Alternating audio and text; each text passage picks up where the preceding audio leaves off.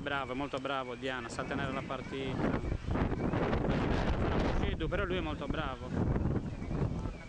Cangemi.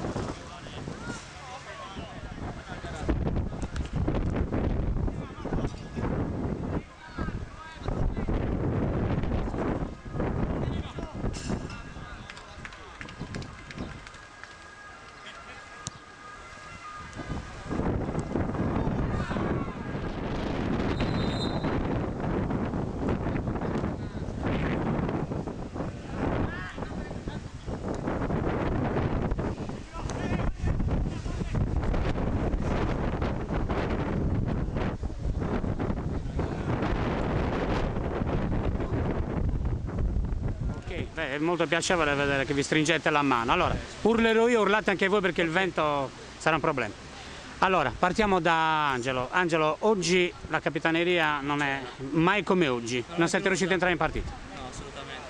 Proprio come singoli non c'eravamo con la testa, assolutamente non c'eravamo in campo. Abbiamo provato, abbiamo subito due gol, per merito loro. Non siamo riusciti a reagire, poi anche una sfortuna dell'autogol, però ci sta, loro giocavano molto più convinti, noi un po' troppo leggeri. A parer mio avete trovato la squadra più in forma del momento. Al momento sì, correvano, giocavano, giravano. Certo. Beh, sei d'accordo? La squadra più in forma del momento. Sì. C'è un trio, Damiano, Busonera, Marongiu, Pessi in porta, insomma. Tutti quanti, ma loro in particolare questa squadra è molto forte. Cosa mi dici? Un peso in più alla squadra quest'anno.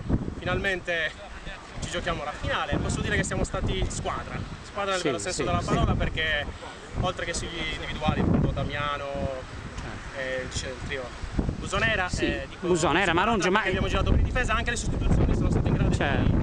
Io devo dire, da quel che ho visto, che è una delle squadre che comunque è sempre andata avanti senza dover soffrire i rigori in un'altra maniera. Siete la squadra più in forma, forse anche la squadra da battere. Voi terzi l'anno scorso e terzi quest'anno, vabbè.